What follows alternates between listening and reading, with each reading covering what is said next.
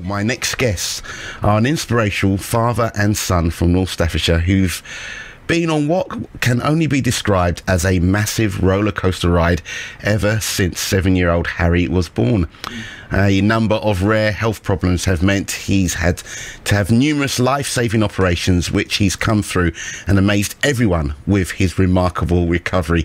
Harry's here with his dad, Andy, who's now set himself the challenge of running 2,300 miles this year to raise money for charity. So I say good morning to both Andy and to Harry. Good morning. Good morning. Thank you so much for coming in. If you don't mind, Andy, can you just briefly tell us about how you found out about Harry's condition? Yeah, so it literally started with the antenatal scans. At first, we had the 20-week scan, and they could only find one of his kidneys. So we sort of kept going back, and then other conditions became sort of clear. So he had a rare stomach condition, what's called duodenal atresia. So that's where everything was there in his stomach and bowel, but it wasn't connected. So he couldn't feed or anything. So we knew when he was born at the Royal Stoke, but within 3 hours he was transferred straight to Birmingham Children's Hospital. And then at 2 days old, he underwent an 8-hour life-saving operation. They basically removed all of his stomach and bowel. They reconnected everything back together. And then they said the next 6 weeks was going to be really long. So that's how long we expected him to be in hospital for. But after 3 weeks, he was feeding well, and he was back home. But whilst we were down there, they obviously checked for different things. So Harry was actually born with 2 holes in his heart and a leaking valve. So he required open heart surgery, which he had his open heart surgery when he was 3 years old. And then another condition, what they found was he had it was just like a little fin on the back of his head. Now the bones in his head had actually fused. Now to just have one sort of fusing is quite rare, but the whole of Harry's skull had fused. So as he was growing, because his skull couldn't expand, as his brain was getting bigger, it was pushing against his skull. So that would cause just sort of vomiting. And he would literally vomit. That would release the pressure on his brain, and then he'd be fine again. So at 11 months old, they removed literally the top of Harry's skull. So under his hair, he's got a big zigzag cut.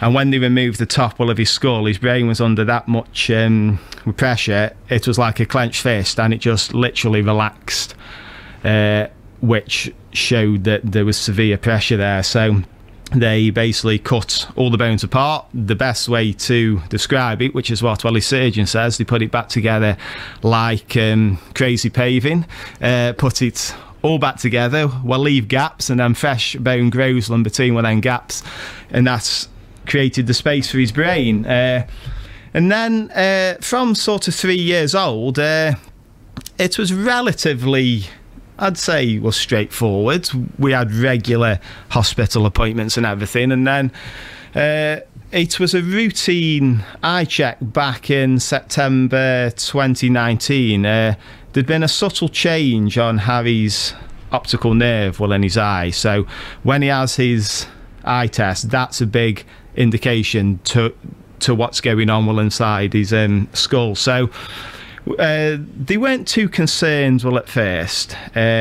So it could have been a sign that pressure were coming back again, but when he had his skull surgery, there was only a 3% chance of that actually happening. Well, so we were being closely sort of monitored with that, and then this vomiting kept sort of coming back. It was perhaps just once a month at first, but then it got more and more sort of regular.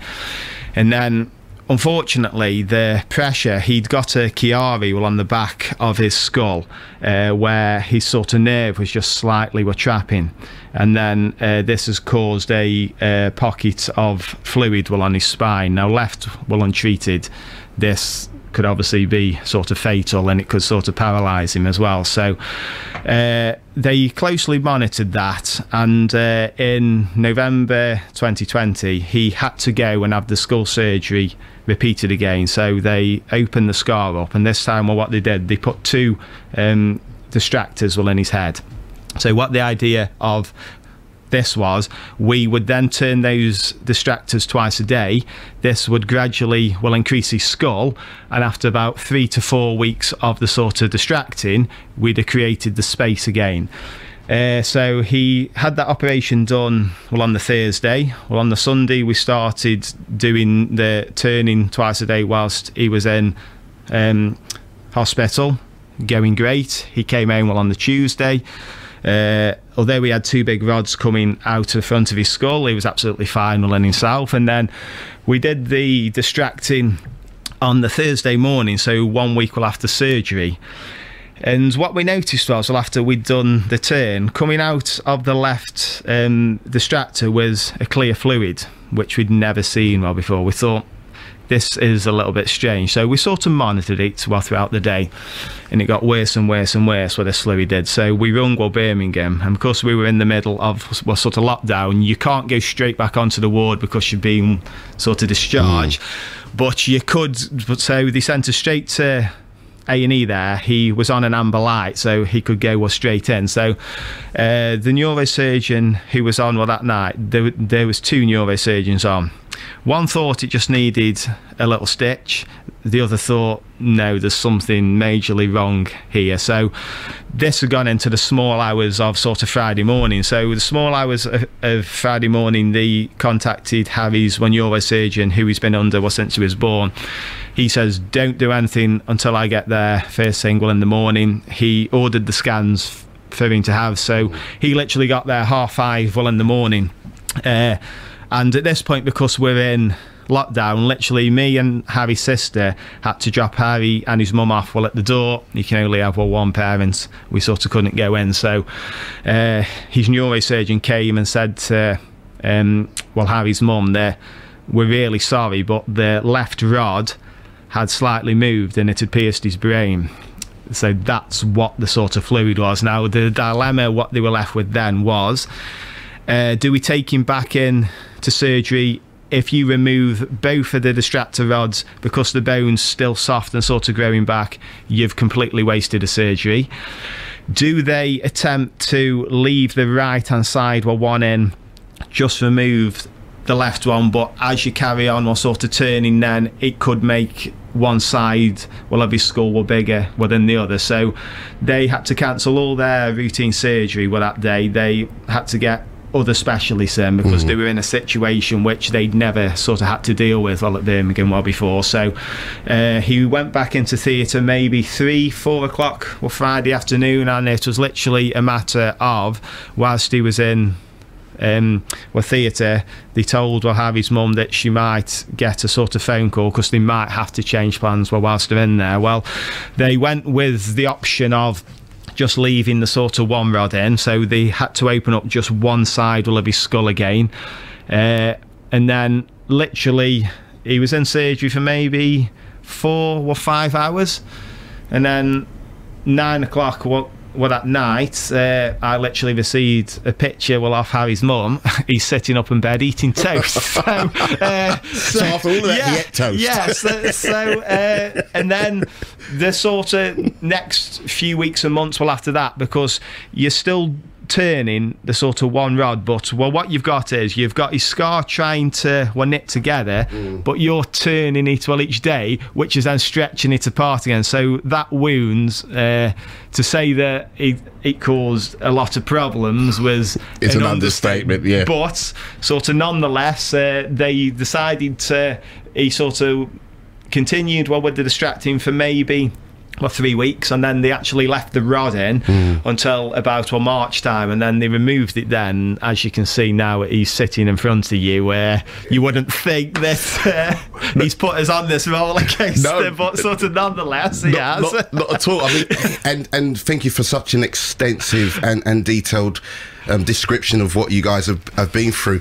And I think this will then add, context to the further questions that we will give. But what we'll do, we'll have a little bit of music from Miley Cyrus. Lovely. We'll check on the weather, because we always like to do that. And then we'll come back and we'll find out from what you've said and what, how Harry's feeling and how he's coping now, the things that has inspired you and moved you to do what you do. Is that okay? That's perfect, thank you. Andy and Harry there with me. Thank you very much to Andy for giving us that. And we're going to check on the weather just after we've heard from Miley Cyrus. We heard from Andy talking about how they found out about Harry's condition, everything he went through. And as you know, he is going to be running some marathons. Absolutely crazy, aren't you, Andy? Yes. Before I find out how you as a family have coped with what Harry has been through, you're doing this challenge yourself, this list of marathon events. Has it been what you've seen Harry go through that has inspired you to do this? It has, to be honest, yeah. Because you're in the sort of hospital, you see a lot of sort of sick with children as well, and they never complain about anything. So I just think to myself, well, doing these half marathons, well, on a marathon, what have I got to complain about? Well, to be honest, yes, it'll hurt, after the races, but it's just short-term pain. So yeah, just when we take inspiration, I just look to the left of me now, and there it is. So yeah. Well, for those, obviously you won't be able to see, but Harry is there, is absolutely beaming, aren't you, Harry? Go on, say hello, big voice. Go on. Big say voice. Hello, go on. Hello. There you go. He is here. Absolutely brilliant. As a family, for all of you, as you said, you got the sister, there's your wife, and there's Harry, there's you. How have you coped? We've taken each day as it's come. Well, to be honest, some days are easier than others. It's like doing things like this today. It shows us just how far we've come from sitting next to his bedside in the hospital. So that's a very good sort of question. It's just day to day. Basically, we live in the moment, basically, and yeah, that's a massive lesson for all of us, because when you spoke about Harry and he's been born and all the complications that came with it, you are literally holding on to every moment you get with him. Yeah.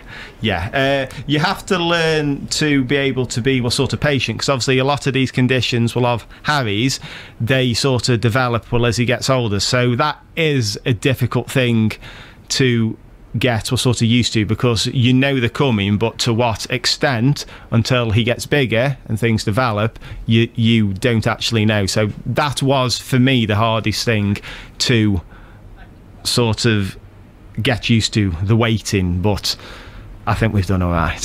You certainly have. Now, you're going to be, 2,300 miles to raise money. Remind us again of the name of the charity that you'll be running for. So the name of the charity, what I'm running for, is When You Wish Upon a Star. And is that a way of, it's a lovely name, but it actually is a way of sort of infusing hope into people? It is.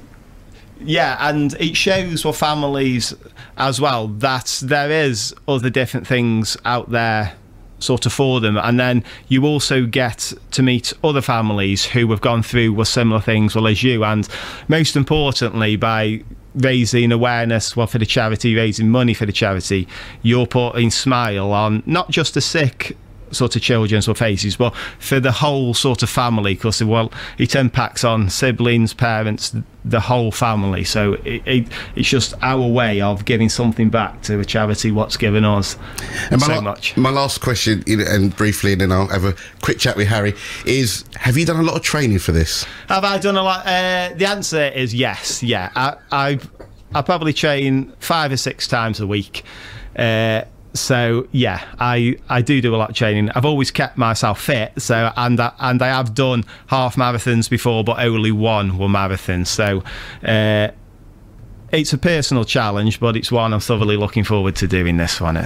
And you've got a scout group supporting you, isn't it? What's the name of that scout group? Yeah, so our scout group that's helping to support us with this is the 96 Whitmore and Boarding Skateboard Scout group. So they've taken Wish Upon a Star as part of their community will impact badge. So they're going to be doing lots of fundraising events, and some of the Beavers Cubs and Scouts will be at the Stafford Half Marathon with us next Sunday, running the fun run, and they'll have Wish Bear running it with them as well. Wish Bear.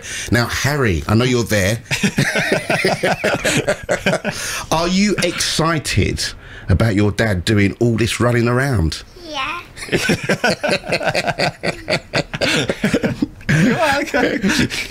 And one more question, Harry. What's your favourite? Are you looking forward? What's your favourite thing you look forward to, and what's your favourite food as well? Cake. Cake. Harry loves cake, so if you want to back Harry, then get him some cake. Andy and Harry, can I thank you so much for coming here to BBC Radio Stoke? Thank you very much for having us. Your story is moving, it's powerful, and it also reminds us about the moments we miss if we don't grab hold of the moments. And like the two of you here, it looks like you're grabbing hold of every single moment that you're being given. So I really want to thank you for what you said, for the story that you've given, and also wishing you the best, because I can't even barely run 23 miles, let alone 2,300. Thank you so very, very much. Andy and Harry there. Bit of UB40 before we go.